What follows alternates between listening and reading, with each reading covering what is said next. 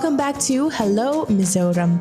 This is the third and final part of our docu-series on how early Mizo society handled the concept of death. If you haven't checked out the first two videos of this series, make sure you do so because all of this will make a lot more sense.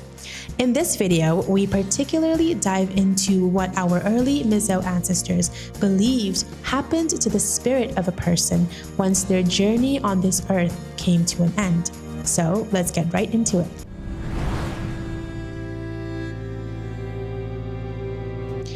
Once someone died, their spirit usually was expected to linger around the village for around 3 months, after which they would set off into the unknown. At this point, the first stop on that journey was a place called Rih Dil.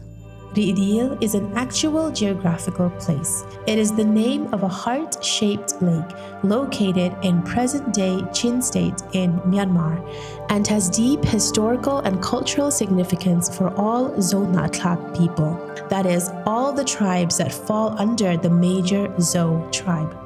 The early Mizo community believed that there was a place on the west side of Rih Dil that was marked by a significant stone called on which every departing soul had to step on. It was believed that no matter how many times you straightened this stone out, it would always tilt down again because of the number of souls that would step on it as they started their journey into eternity. Again, different clans have different variations to the story. The Khmer believed that the soul passed through a place called Pialral, whereas the Lai people called it Zingmun. But they all have the Rih Dil Lake as a reference point here.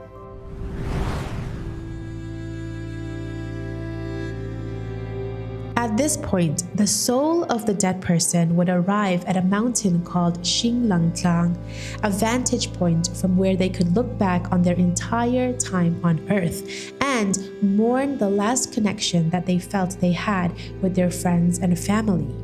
Now, growing on top of the mountain here, in abundance, was the beautiful Hoi Laupar, which means the flower of no looking back.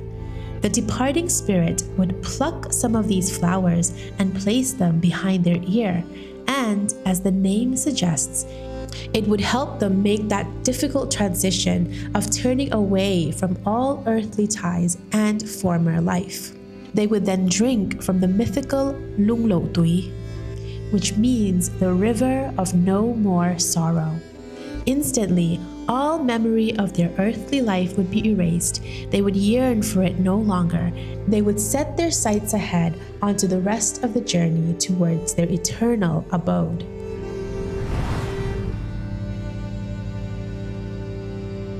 Before the soul of a person could reach either Mitikwa, which was the land of the dead, or Pialral, which was a sort of paradise, they would inevitably first arrive at Zingwan Zol. Now this was the courtyard of a mysterious character called Pawla, or Pawla for short, and he would await the arrival of every spirit. Colonel John Shakespeare served as the first superintendent of the British Lushai Hills between 1891 to 1896, and he studied the myths and customs of the Mizo tribes, whom the British had incorrectly termed as Lushai at the time. Shakespeare wrote down the accounts of the Mizo approach, understanding of what happens after death. In 1912, this is what he wrote as told to him by several Lushai men at the time. The first man is said to have been Pawla. Then he died before all those born after him. Then Pawla, this man who died first, shoots at those who have died after him with a very big pellet bow, but at some he cannot shoot. They say that there is a road between Mitikwa and the Rih Lake. To go there, they say, there are 7 roads, but Pawla has built his house where these 7 roads meet. Those whom Pawla hits with his pellet cannot cross the Pial River and are doomed to stay in Mitikwa, where life is troublesome and difficult. In this old Mizo belief system, the journey to the afterlife was closely guarded by this character called Pawla, who wielded a massive slingshot that would shoot pellets at passing souls, and those wounds could last up to 3 years. However, certain souls were spared from his bow. Lamzui, or those who died as infants, were unharmed by Pawla. Virgin women were also allowed to pass unharmed. The final category of souls that Pawla could not harm was anyone who had earned the title of Thangchwapa, or their wife. These were, of course, the men who had attained incredible status through lavish feasts or successful hunting expeditions. Attaining the Thangchwapa status meant having direct access to Pialral, which was the heavenly version of the afterlife. This elevated status reflected the deep respect and honor the early Mizo people held for these Thangchwapa individuals and their wives.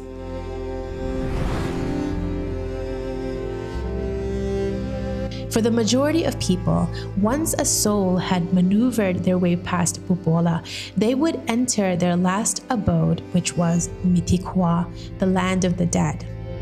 It was believed that life in the land of the dead closely resembled the time they spent on earth. So if they had been prosperous in their earthly life, they would continue to prosper after. But if they had toiled and labored hard in the field during their time on earth, unfortunately, their fate would be pretty much the same in the land of the dead. Beyond the morose land of the dead was a stream called Pialral. And for the fortunate few who had escaped Pawla, they were able to cross the Pialral River in order to enter the much coveted final resting place of Pialral, which means land on the other side. It was a far cry from the toiling and burdens that existed in Mitikwa. Instead, Pialral was considered to be a realm of luxury and comfort, where the soul had an endless supply of food and rice beer without having to toil for it any longer. It was the right earned by the Thangchwapa, and there were 2 ways that they could achieve this status.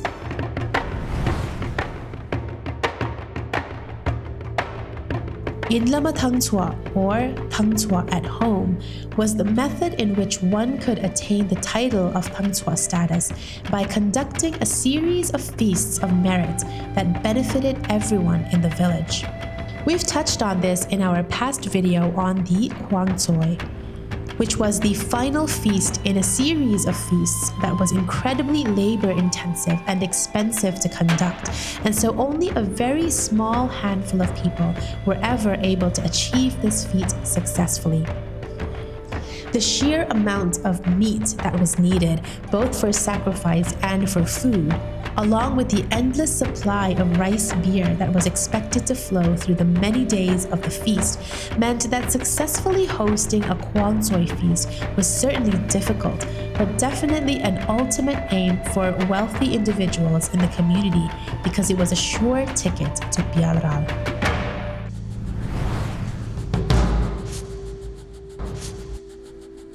For the majority of people who were not wealthy enough to conduct a feast, let alone a series of feasts, there was one other way that they could try to achieve the status of Thangchwapa and attain a ticket to Pialral. This second way was called Ramlama Thangchwa, or effectively Thangchwa by hunting. While there were many men who hunted regularly for meat in early Mizo society, there was a very specific list of wild animals that had to be hunted and killed successfully in order to attain the Ramlama Thangchwa status. They would have to kill an elephant, a bear, a sambar deer, a barking deer, a wild boar, and a wild mithun ox. To attain even greater recognition, he should also kill a rulngan, which is a king cobra, a flying squirrel, and an eagle. Now, this specific list was extremely difficult to fulfill, but meaningful in the afterlife. John Shakespeare explains why. After death, the dead man holds the horns of the somber deer while sitting on its head. The cobra will wind itself around him and the horns. The vulture will try to seize the rulngan, but the thangtuak can drive them off. That is why they always fly, screaming so high in the sky. The flying squirrel will shade him by flying above him and also hide him from Pawla, and thus the thangtuak is carried to Pialral. In other writings, it was also believed that all the other animals that the thangtuak had killed would all follow and escort him into Pialral, as well as the souls of any men he had killed during his lifetime. They would continue to serve him in Pialral as well.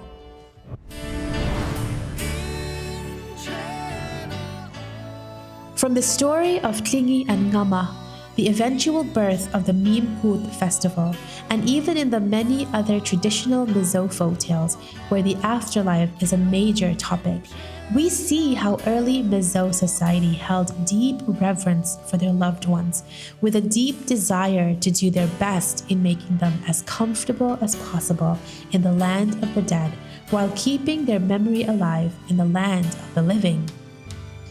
Now, while many of those beliefs were abandoned when Christianity came to Mizoram, some of those traditions have only been fortified and given new meaning through a Christian lens. For example, today the Mizo people still mourn their dead with the support of the community. People of all ages from the village attend the wake, and young people voluntarily serve drinks and food throughout the night. Young men dig grave sites at whatever time is required, while the deceased person is escorted all the way to a church or hall for the Christian funeral service, and then all the way to the grave. The bereaved family are visited every day by well-wishers for weeks and even months.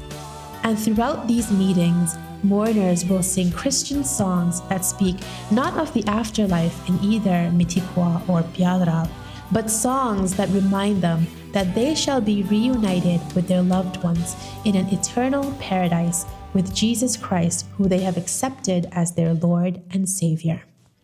While times have indeed changed, understanding a little bit more about how our early Mizo ancestors believed happened to someone after they died really reveals how deeply rooted their aspirations were of a comfortable afterlife. We hope you've enjoyed this series looking back at how early Mizo society approached the concept of death. Thank you to all of our returning and all of our new subscribers as well. Make sure to turn on your notification bell for all of our upcoming exciting content on the history and current culture of Mizoram. See you next time on Hello Mizoram.